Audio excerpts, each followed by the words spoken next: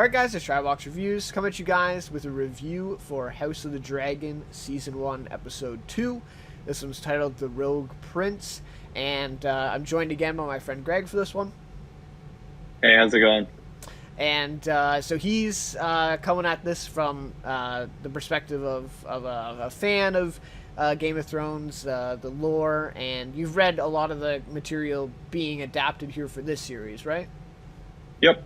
Yeah, and so he knows more of that stuff, so I'll probably ask him questions as I did last episode with some stuff, and all that, and I'm coming from it. Of course, I watched Game of Thrones, liked a lot of it, not all of it, but I liked a lot of it, and from maybe more of a kind of a critical standpoint or more objective standpoint, because I'm not really familiar, especially with this show, I'm not really familiar with a lot of the, backstory and the stuff that's kind of inspiring a lot of the stuff going on.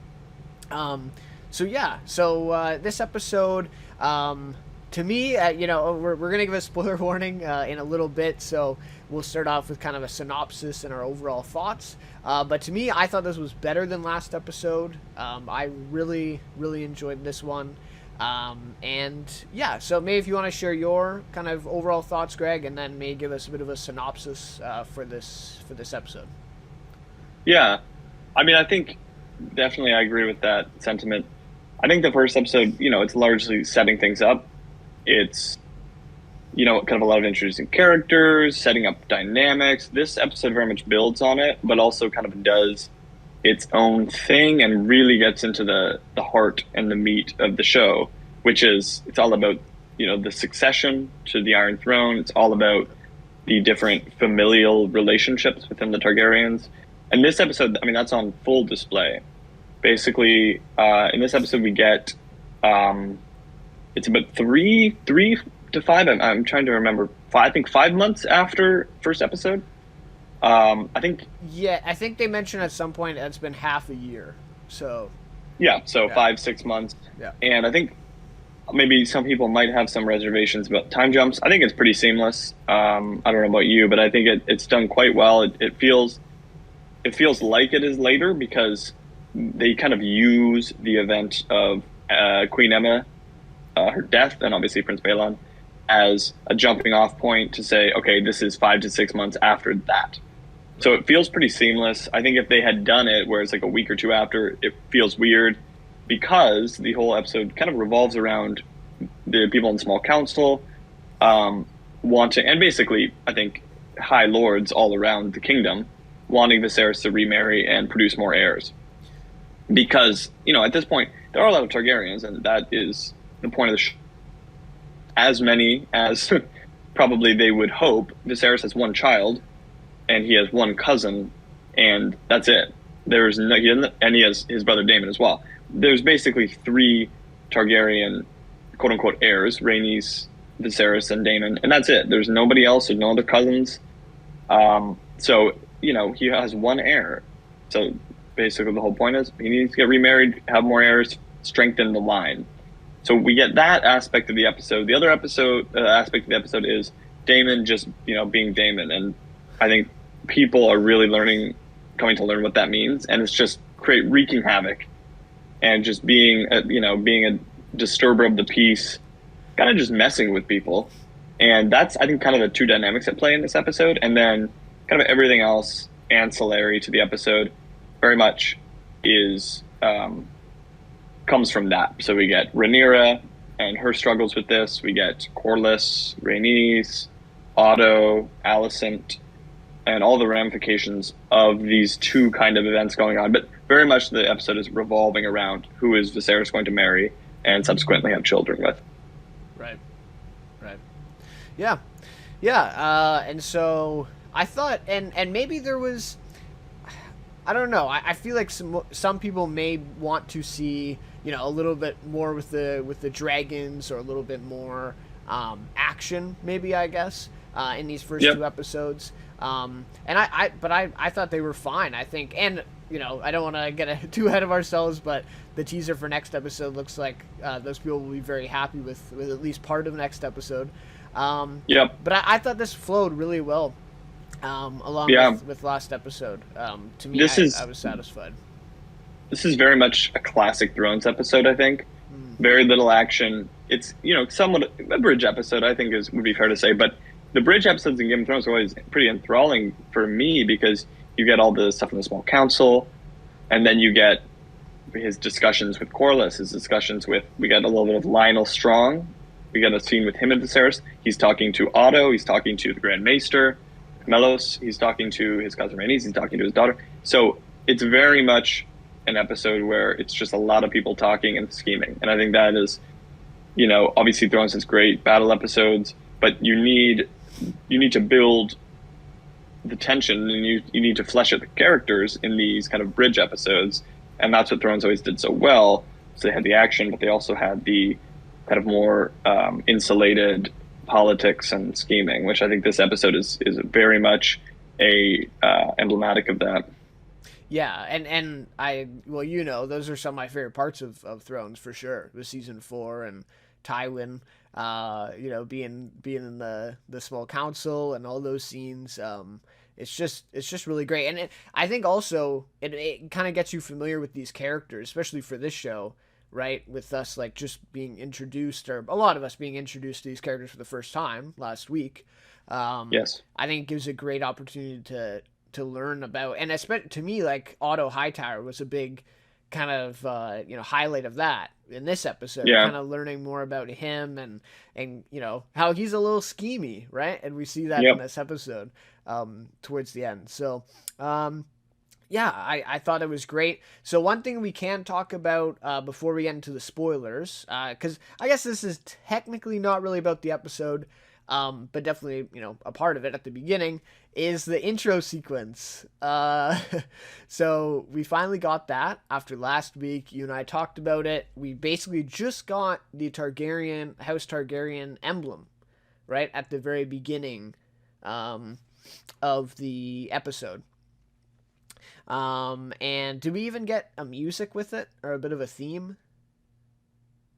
I don't. I think we may have gotten like a Targaryen theme. Not really though. Nothing. Nothing that would amount to a theme song.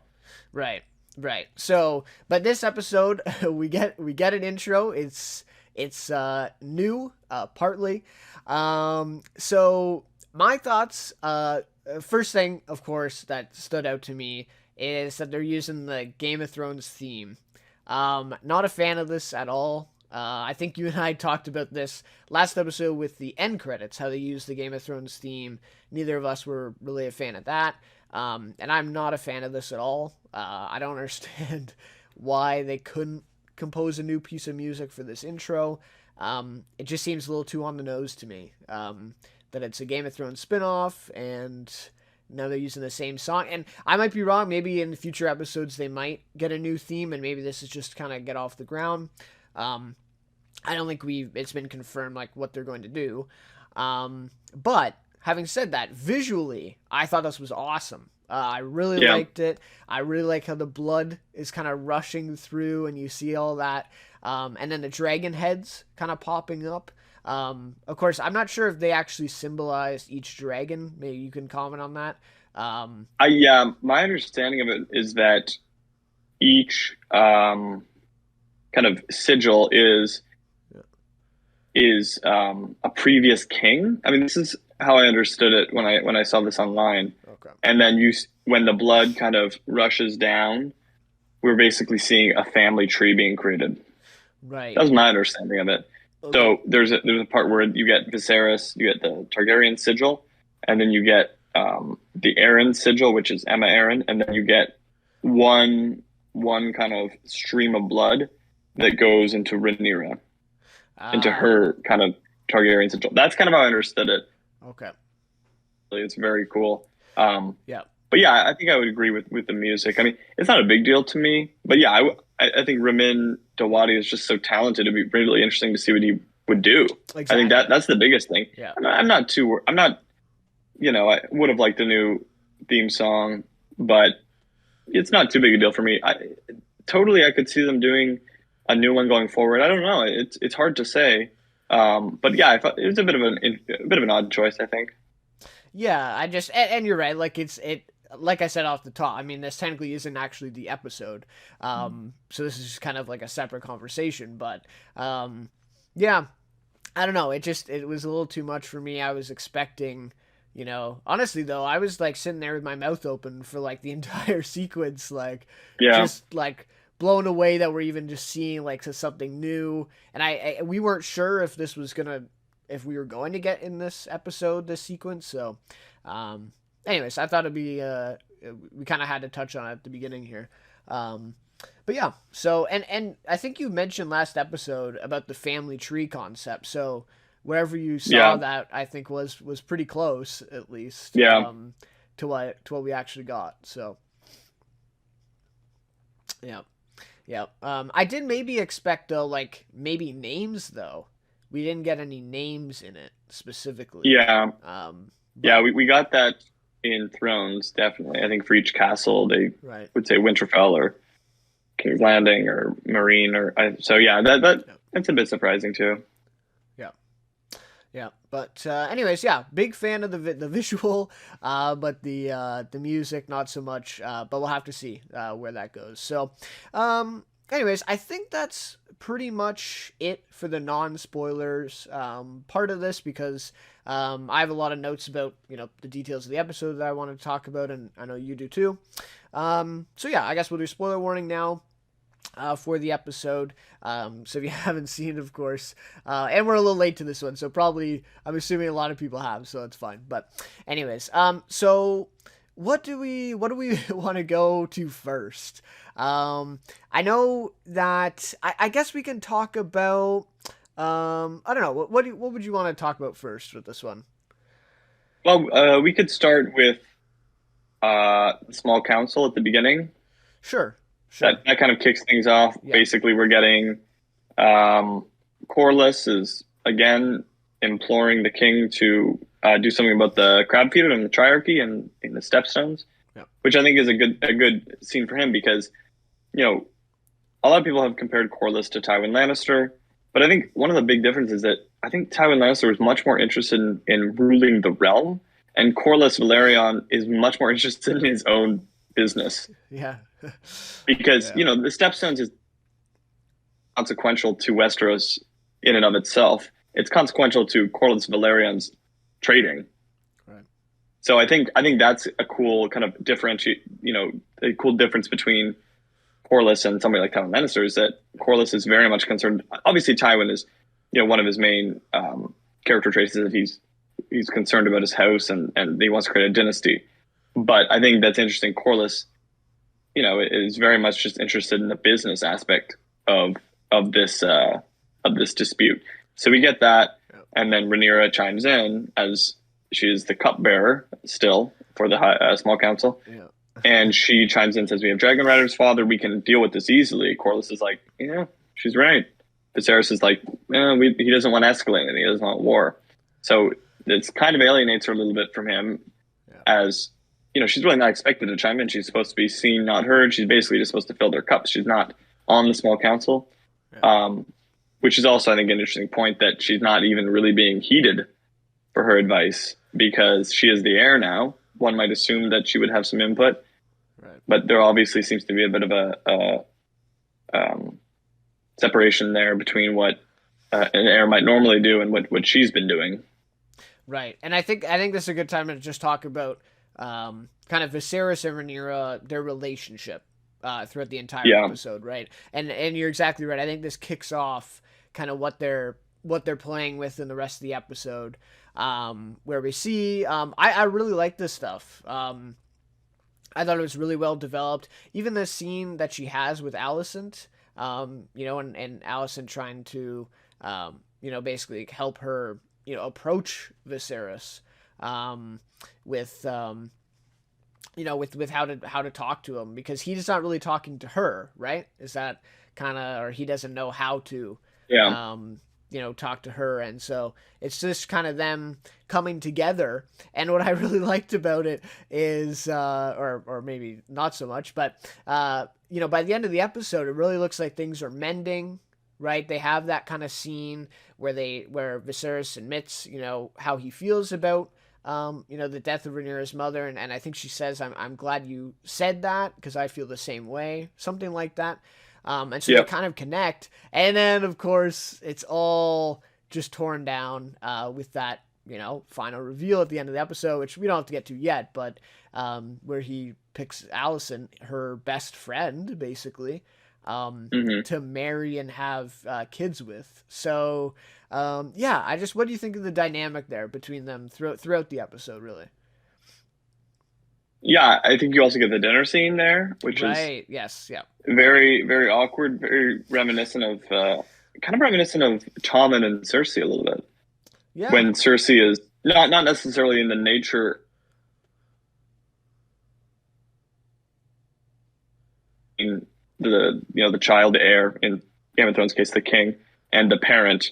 But yeah, just and there's a lot of awkward dinners in King's Landing and the Red Keep in Game of Thrones, and this is very much that. She is trying to connect. He clearly is dealing with his own issues, and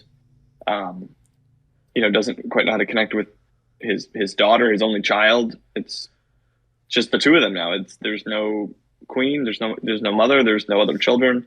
So I think that's an interesting dynamic, setting up potentially for the rest of the season, for the rest of the show, a bit of a distance between them. And because we get at the end of episode 1, it's very much he's appointed her his heir. It's very much the relationship is in a good place. Right. And I think at that point her confidence, her kind of trust in remaining heir is quite, it's very steadfast. And now you can see a few cracks in this, especially at the end when he chooses to remarry. She knows he has to do it, obviously, but you have to do it with her best friend who is the same age. It's Yeah. and then I think at that point it becomes clear to her that I think she probably had the thought of, oh, he might just not remarry and I will remain heir. I think she probably had that in the back of her mind. But as soon as he announces it, it's become real now that he is going to have children. I mean, Alicent is young, and And that is so the point of marriages in Westeros. Noble marriages is to have children. So and it becomes very real to her that he's likely to have another son, or his first son. Right. And I just wanted to touch on this because I know you mentioned last episode that in the material, Alicent is older, right? Quite a bit Hmm. older than Rhaenyra. So I wonder, what do you think of that decision then? Do you think that was, for this to have this kind of impact in the scene that they made her the same age? Yeah, Because I that's an think it. interesting dynamic now that comes into this, right? Yeah, I think it was very much to flesh out early the early kind of content before the Civil War, because basically in the book, Rhaenyra and Alicent don't really know each other until she marries his dad, or her dad Wow. rather, Okay. Yeah. and then they get to know each other, and then they become friendly on like a stepdaughter, mother level. So I think very much that choice was made so that they would have more material to work with in season 1. And I think it makes sense. I think having that background really strengthens that. Conceivably when they have a bigger rift, yeah, it just makes it all the more heart wrenching. I think it was a good decision. I kind of assumed they would when I heard this was made. I was very. She's about 10 years older, so it's kind of the situation of like my dad's marrying a very young woman, but it's not like she's my best friend. She's just Right. a lot younger than my mother was. Yeah. So it was just kind of that. I think this was a good decision, definitely. Yep. Yep. And okay, so there's kind of two paths I want to go with that kind of the discussion about this. So first we'll go to the whole thing of Corlys trying to get Viserys to marry his daughter, who is only 12 at this time. And I thought, and even that scene with Viserys and her in it, I thought that was just such an awkward scene, of course, and them talking, and even like just kind of disturbing, like the line about her saying, "I only have to bed you when I'm 14." Yeah. And so it's just, and you can see Viserys is just so uncomfortable Yeah. with the whole thing. But that really kind of does influence, of course, Corlys. His kind of turn later in the episode. But anyways, what did you think of kind of at that scene with Rhaenys and Corlys talking to Viserys and that whole kind of couple scenes, I guess, that play out there? Yeah, I think it was really cool to see Driftmark, which is the seat for the Valerians. We've never seen them before. Obviously, they were not in Game of Thrones, so it was cool to see. Their seat. But yeah, I mean, I think it was obviously we first get Corlys and Rhaenys approaching him, just have a very honest conversation with him about the different struggles that he will have if he remains unwed, especially given the issues in the Stepstones as well. I think it's good. I saw somewhere that, having her, this child actor, do this scene was kind of perfect because she is in essence acting. She's acting. How do I word this? She's acting twice over. She's acting within the scene, the character. So if it's a bit rigid, a little bit uninspired, it's okay because the character herself is acting. Yeah. She's basically just regurgitating what her father and mother told her to say, which I think works super well, and it's a very comical scene too. But yeah, I think it works. I think it works really well, and then obviously sets up a very good scene at the end where Viserys announces he is remarrying. Corlys is feeling himself. He's very much thinking that he is now going to have a direct line to the Iron Throne. That was great. His reaction was just yeah. He has a great reaction. Viserys is, as much as he does waffle, he remains steadfast in his decision. He tells Corlys that he is his king and that this is the decision that he must follow. He must respect. But yeah, I thought that everything on Driftmark was good. You really see Rhaenys and Corlys as very serious players. And they're very serious people who are concerned about their own wealth and their own standing. And Rhaenys is concerned about her own house too. She wants Viserys to have heirs. I think she wants him to have heirs regardless of whether he marries her daughter. I think that she would prefer that, but I think she is very concerned about her house. I think you see that with all the Targaryens in the show. Is whatever Rhaenys or Daemon or any of their own ambitions are, they care about their house and that their house remains feared and respected. And I think they just see that Viserys is weak and that he, has a propensity to fold and has a propensity to, not disgrace the house, but not necessarily be the best, representative for their house. Right. So I think all those two scenes were really good. Yeah. Yep. I completely agree. I thought that was, like I said, kind of disturbing, but you were right. Like, it is a little comical too, even in the way Paddy Considine plays that. I really like that because he's not, he kind of does make a few like faces that are kind of like he's not taking it super seriously. Obviously, you can tell that he has decided upon learning of her age immediately. There was no wiggle room there. Yeah, exactly. So the other path then to this whole kind of plot with him and remarrying is Alicent and that kind of relationship. So I don't want to say I called this because like I kind of that scene last episode I think I brought it up when we talked about it and I said I would have liked to see that scene expanded on. Do you remember me saying that? Yeah. Yeah. So I thought they were kind of leading towards that, at least expanding on their relationship, Alicent and Viserys. Yeah.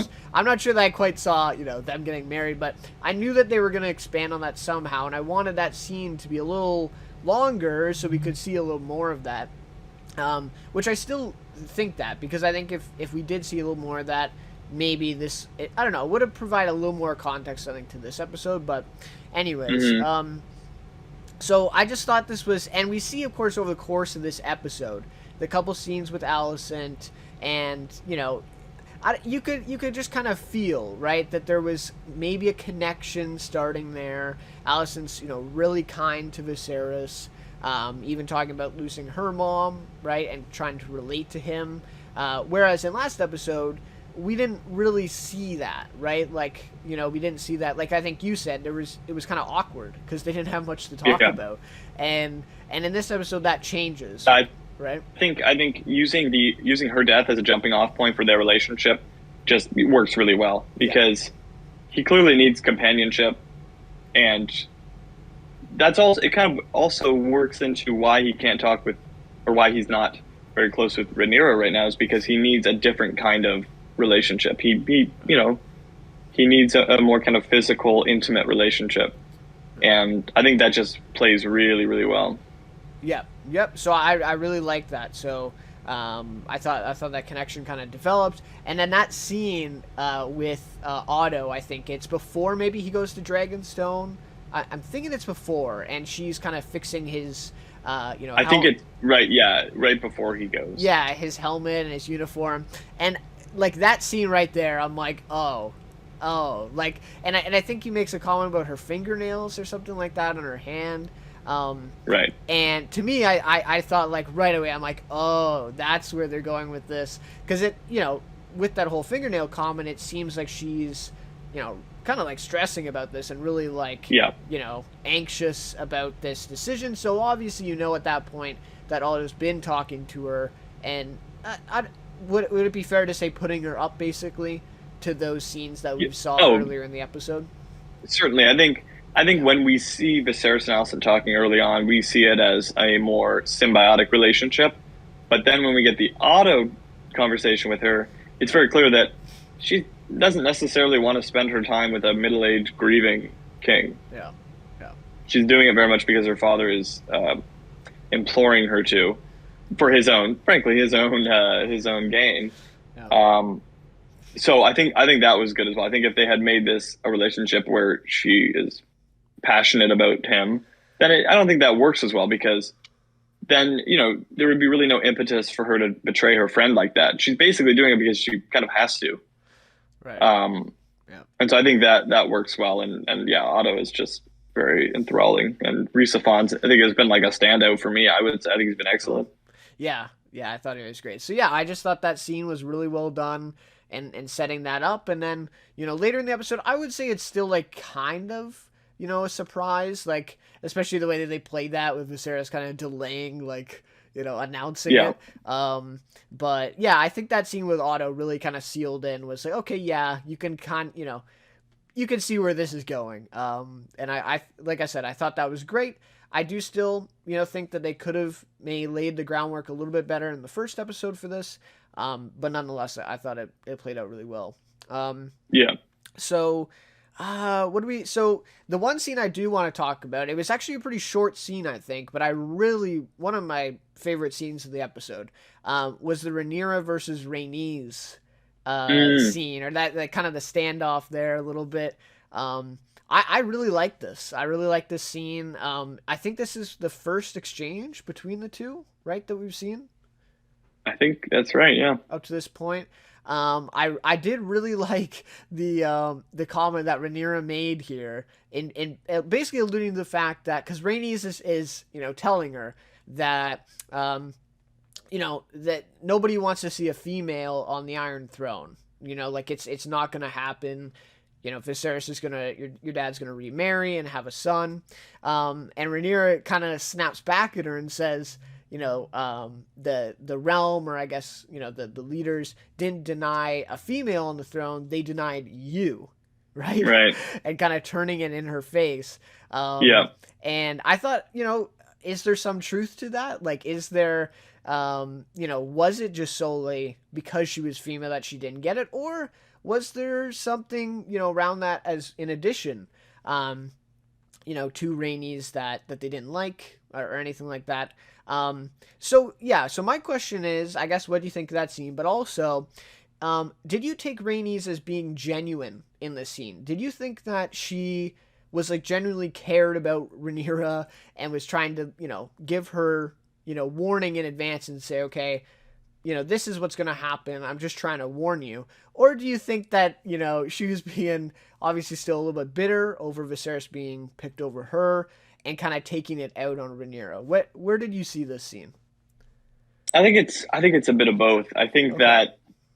I think she's a very honest, blunt person. I don't think she's playing a game here. And I think what's really interesting was that they could have easily gone down a path of Rhaenys being, um, very close or just very kind of, supportive of Rhaenyra and as her own, because she's another kind of female heir. I kind of like that she was just, right from the get go, she's like, yeah, this isn't going to stick. She Yeah. knows. Yeah. She's like, there was no point at which she believed Rhaenyra would be the heir, or sorry, that she would ever become queen. And I think that's a cool dynamic. She's also not, she's not being. I don't think she's being harsh. I don't think she's being cruel. Nope. I Yeah. think she's just being honest. She just kind of tells it like it is. And so I thought that was a really cool dynamic. And that was what was your other just about how I enjoyed this? I thought it was really Yeah. good. Really a lot of good lines. Obviously we got the big Mhm. trailer line, the men would rather put the realm to the torch than see a woman accede the Iron Throne. Right. And we also get the Rhaenyra create a new order, kind of bit of a Mm. Daenerys vibes in that one. Yeah. But yeah, I thought it was Yeah. a really good scene. That was another scene on Driftmark, by the way, which just had three really excellent scenes. But Yeah. I'm excited to see how that. I mean, obviously I know kind of how the dynamic plays out, but I'm excited to see it on screen Mm. and just see that continued relationship between them. But it was just another kind of hallmark of Thrones, just kind of two people just having kind of an honest conversation, both making valid points, both getting in their jabs, but nothing vitriolic. They're being cordial as nobles do in Westeros, or at least they tend to.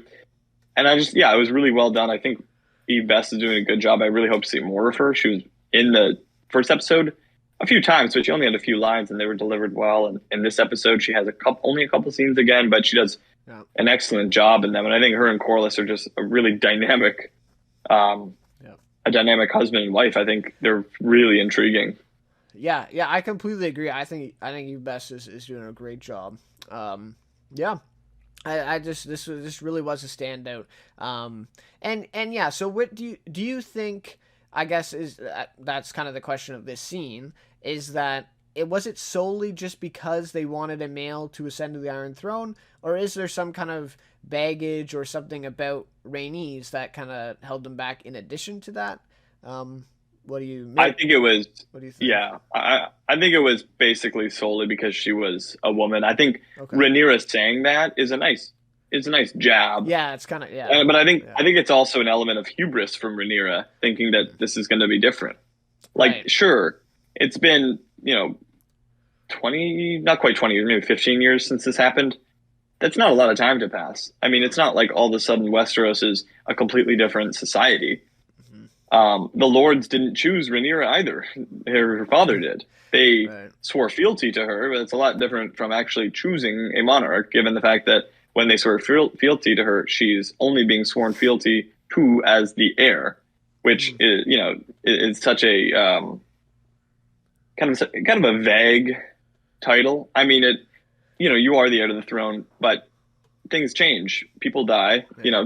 especially as, being a female, where even a younger male is always chosen among a king's children.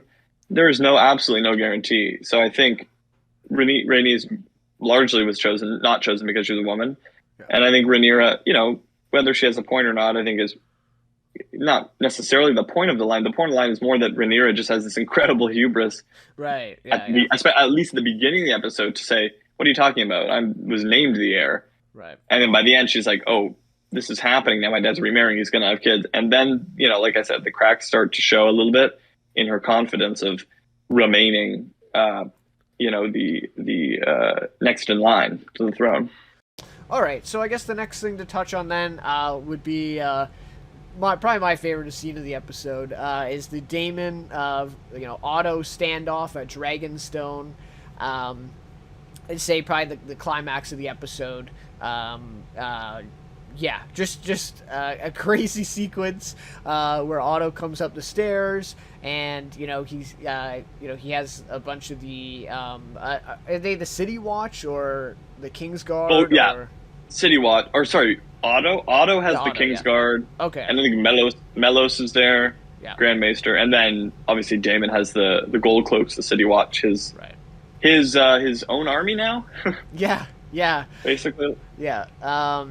So yeah, this scene a little unexpected how it plays out. Of course, we get this kind of standoff, and then Otto, kind of thinks that he maybe has the upper hand, or they're on an even playing field, and then all of a sudden, Caraxes, comes Yeah, over the kind of perch, if you will, or the kind of stairs, and yeah. wow, what a sick shot that was.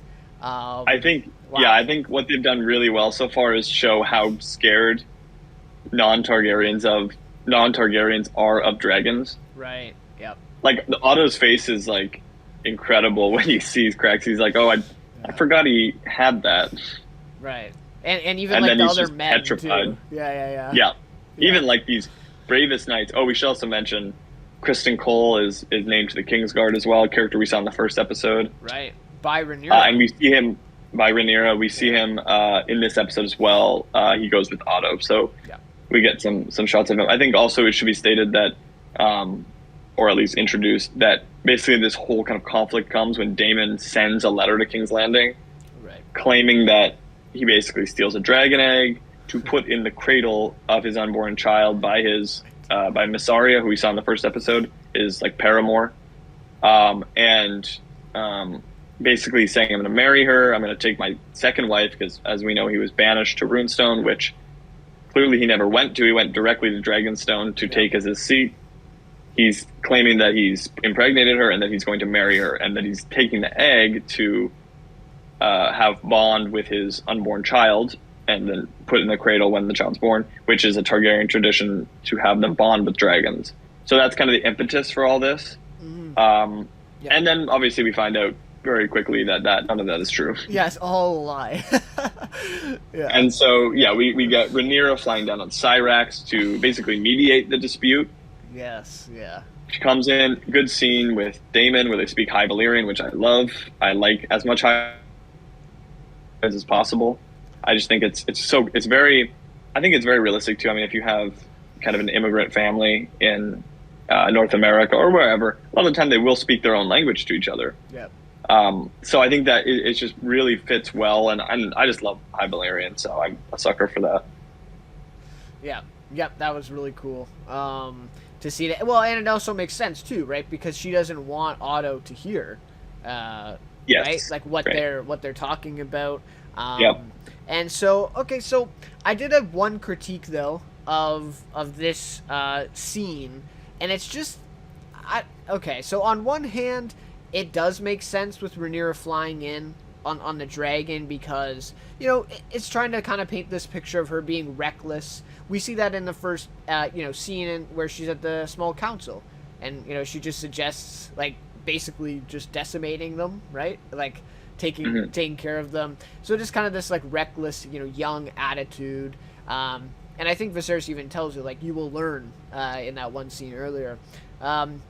So that makes sense, right? It's like she's leaving the King's Landing, going to Dragonstone, taking this big risk and pulling up on this dragon. But on the other hand, to me, it felt like a little too much, to have this like 15-year-old girl like flying on this dragon and make this kind of grand entrance. I don't know, it's just a little too much for me with it. And I get it though, because it is kind of this dramatic kind of twist that she shows up and kind of mediates things. And I did really like the conversation that she had with Daemon. I really like the relationship that they are showing there between the two. But I don't know, just the visual just seemed a little much to me. But Okay. that'd be the only critique of this. Yeah. But what did you think of that? Do you think does that fit her character? Is that kind of fitting with what they're developing here? Yeah. I think it makes sense, especially given at the beginning of the episode she's talking about the fact that that Targaryens have dragon riders and that they can end the conflict in the Stepstones. I think it kind of makes sense that she would also intervene here. And I think one thing to keep in mind is that, yes, there's kind of a lot of grandeur to a dragon entrance, but it's also, for the Targaryens, it's kind of just like riding a horse. I think I may have said this in the last episode. Yeah. It's not a huge deal. It's kind of just like, Right. it's not this big thing to ride a dragon. So And I think one thing that it really implied was that she never had any, real risk for her life. She Right. knows Damon. Damon's not going to do anything. I think that is really the picture it paints, is that the stakes of her going there are really zero, because she knows Damon is not going to do anything. She knows Damon just somebody needs to talk to him Right. and tell him to to stop messing around, which I think is a great kind of point of the scene. It's like so much tension, and it's like, oh, is there going to be a battle? But at the end of the day, Damon doesn't really care that much. Yeah, He he just just likes to mess. He tosses likes the to mess with egg. Otto. Yeah. I think he likes to test the waters. He likes to see what will he be allowed to do, Right. and Right. because he knows Viserys is a pushover. He knows that Viserys said he would go to Dragonstone. Who knows? Maybe he was just saying that because he knew Otto wouldn't allow him. I think that's very possible. Yeah. But Damon likes to push. He likes to push. He just likes to push it. He likes Yeah. to see what he can get away with. And I think the whole thing after the kind of conflict, we go back to Dragonstone, and Masari is like, "What are you? We're getting married? What? This is news to me." Right. And he's like, "Oh, maybe," but I was just. He basically is like, "I was just doing this to mess with Otto Hightower." And then she's like, "I don't want kids, actually."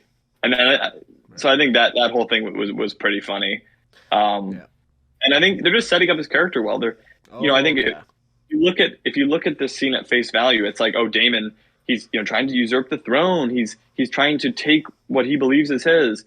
But then once we see Damon in his chambers at Dragonstone, we understand that, well, not really. He's kind of just likes to mess with people. He's bored. Exactly. I think that's perfect for this time, because Yep. princes and princesses, people of noble birth, they don't really have that much to do unless they're in war.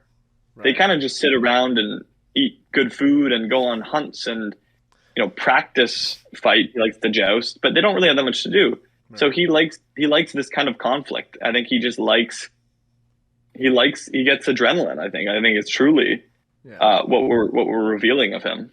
Yeah, and you make a great point about that. And I think I said touch on this last episode too, and just the nuance to that character, right? Like, just kind of this typical. You're exactly right. That kind of typical villain thing, like, he's trying to usurp the throne. He stages this big conflict, and he, in that scene, he kind of looks, like, evil, kind of big. Yeah. And then it's just such a great parallel. You're right. And then we get that next scene where it's just him alone with his mistress, and it is kind of this vulnerable thing, and yeah, we just find out that it was basically all a lie. She's not pregnant, and the whole thing was just, yeah. So I completely agree. I really like the way they're setting him up, and I think I said last episode, I said, I think they're obviously building up to be the antagonist, but there's still some good in him, and we even see that scene with Rhaenyra too.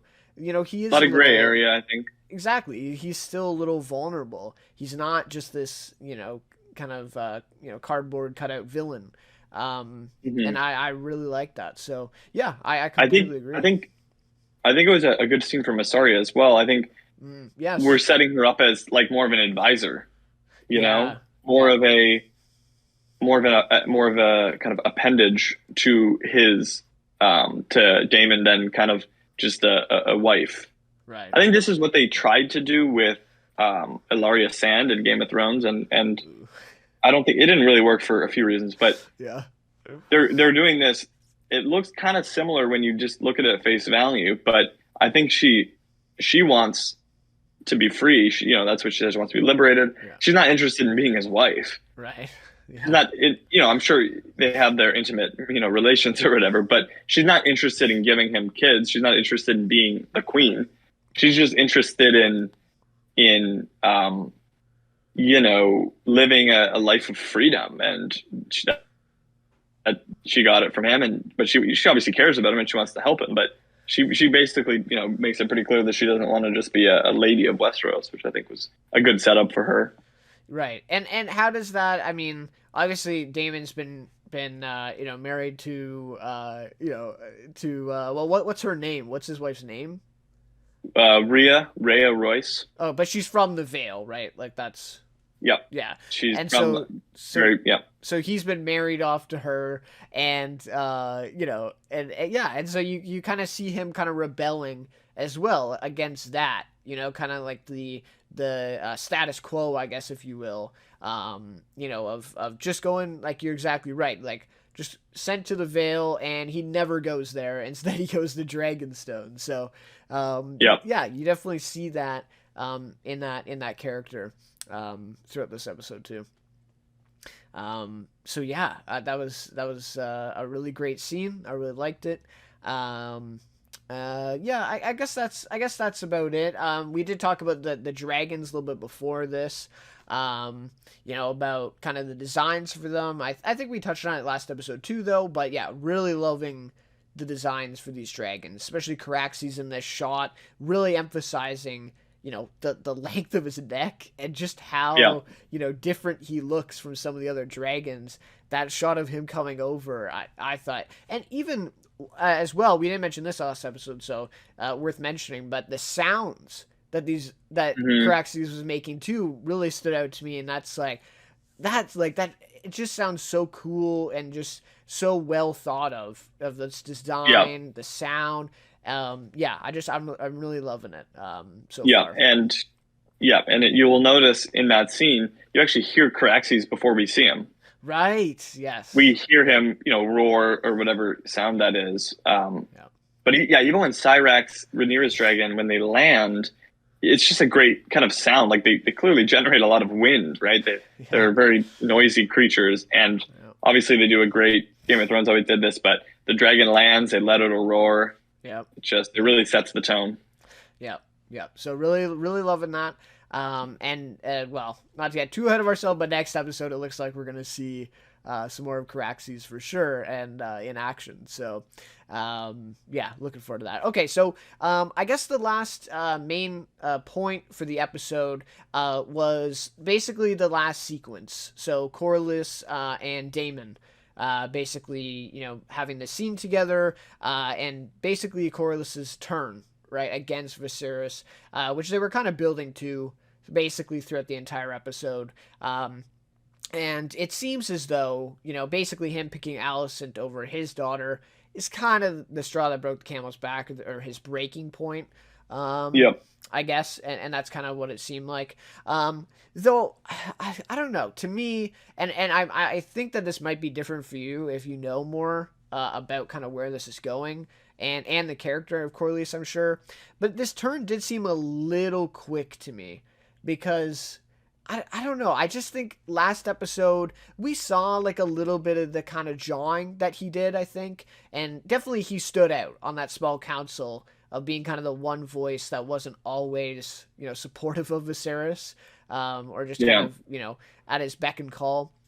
But this episode, it really like changes, and now he's going to Daemon, who's been, banished, and I really love the scene. Don't get me wrong. I just thought it was a little bit of a quick kind of turn for him to betray Viserys this, significantly, this soon. I don't know. I just would have Yeah. liked to see a little bit more and well, first of all, why is he like this? Is it because he married Rhaenys and this is, kind of Rhaenys' influence on him, or is this also just who he is? I think you did make a good point though at the beginning here in saying he really cares about his house, Driftmark. That's his main priority. So I guess that makes sense. But yeah, I think they could have emphasized that a little bit more in the actual episode. But Well, he anyways, he gives his speech with Damon about that. I think. yes, yeah, in this scene, yeah, you're right. Yeah, They do explain it a little more. Yeah, yeah, and I think what another kind of point is always in small council, Corlys has backed Damon. right. He backed Damon with the City Watch. He backed him for being the heir. The king has a brother, Damon Targaryen. So I think, True. and I think also, I think this isn't necessarily Corlys, immediately saying, "Hey, Damon, I'm going to support your claim. Let's usurp your brother." I think it's saying, "Look, your brother's not helping me. Like, I need the king to help me. It's nothing personal, but I need somebody to help me."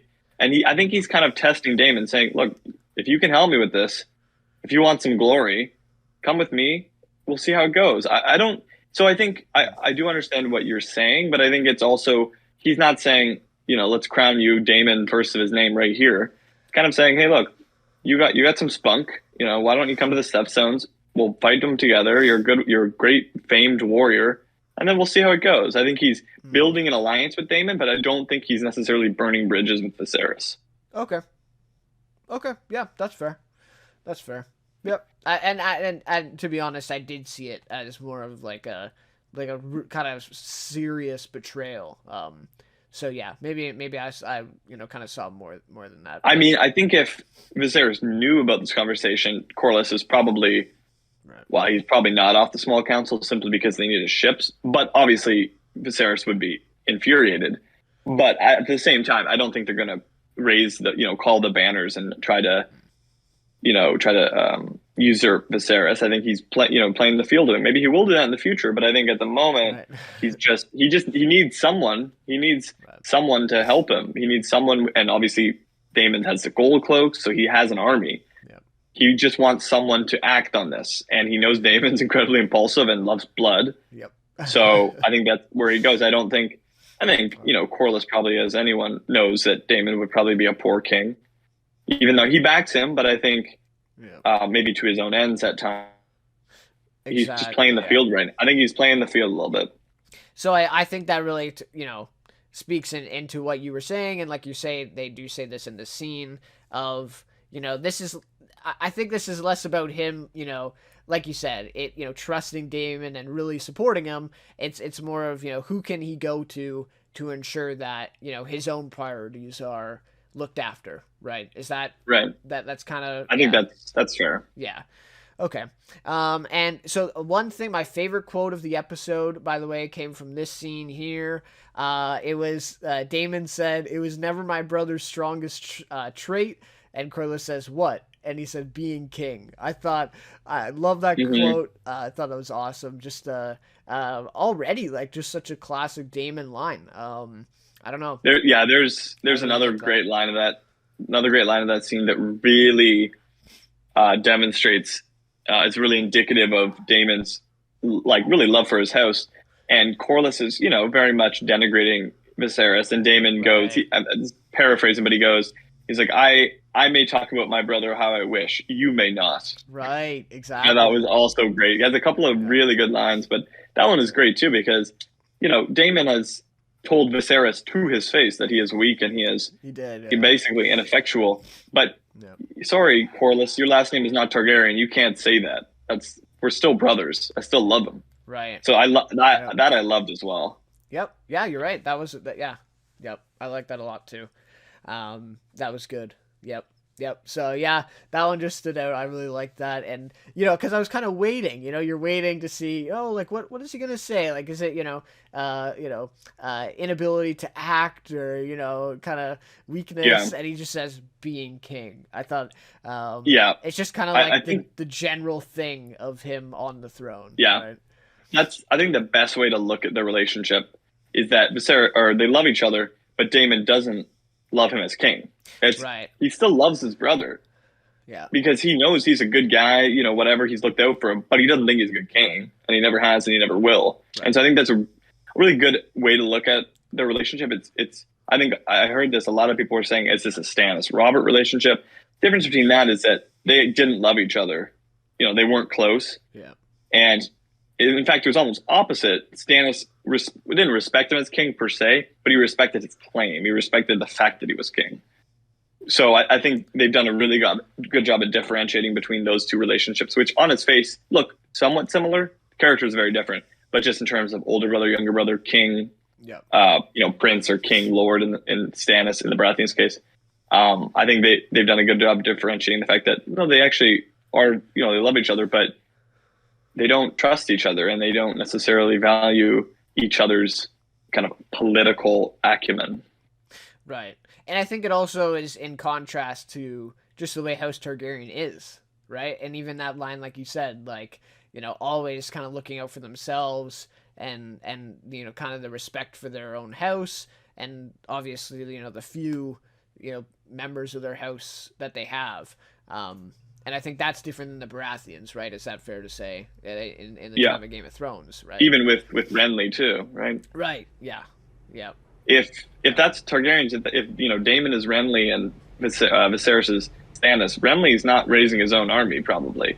Right. I mean, you know, in that situation, Damon maybe just takes the back seat or at least supports his brother. It's a very different dynamic.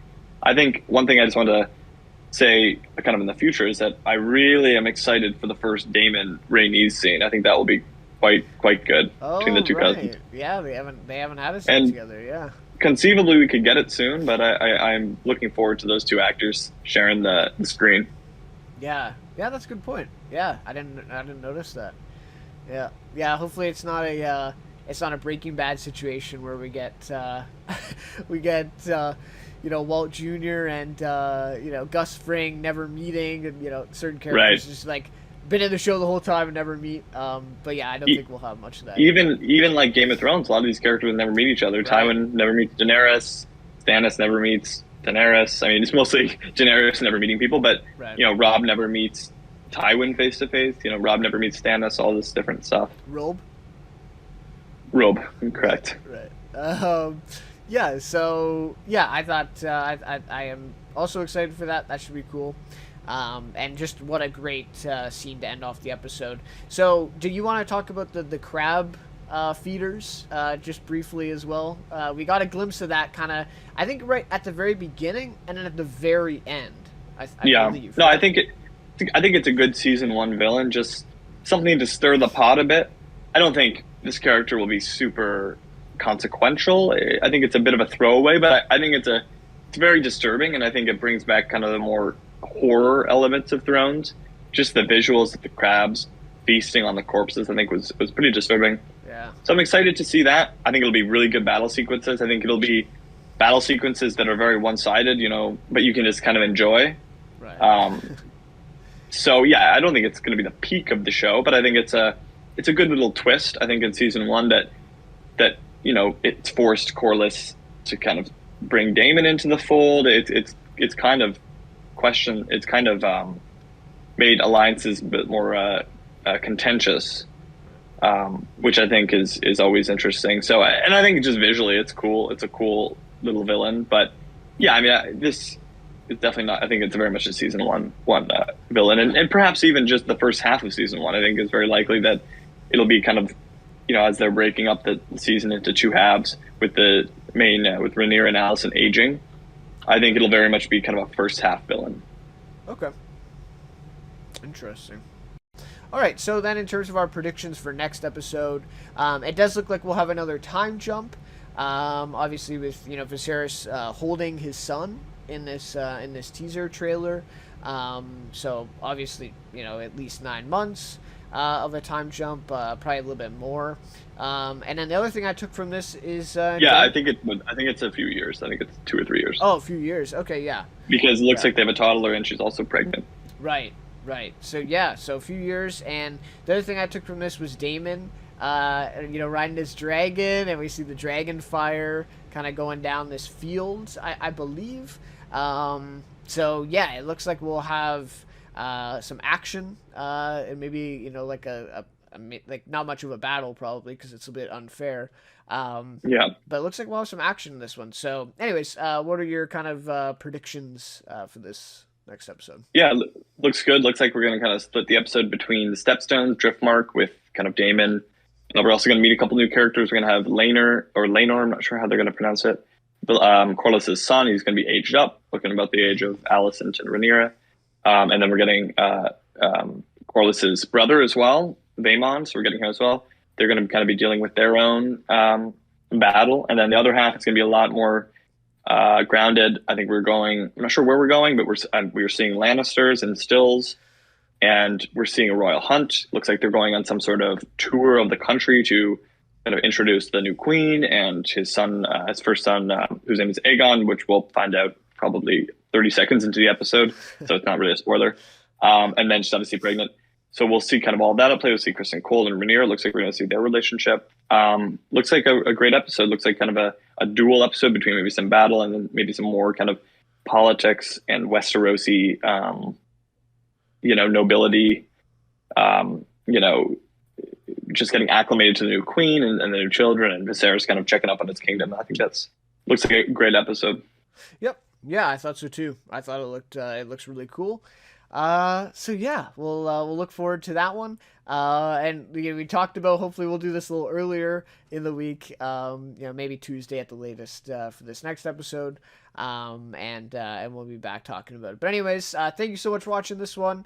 And be sure to share your thoughts in the comments. What do you think of the episode and all that stuff. And yeah, so we'll see you then next week for House of the Dragon episode 3. See you then.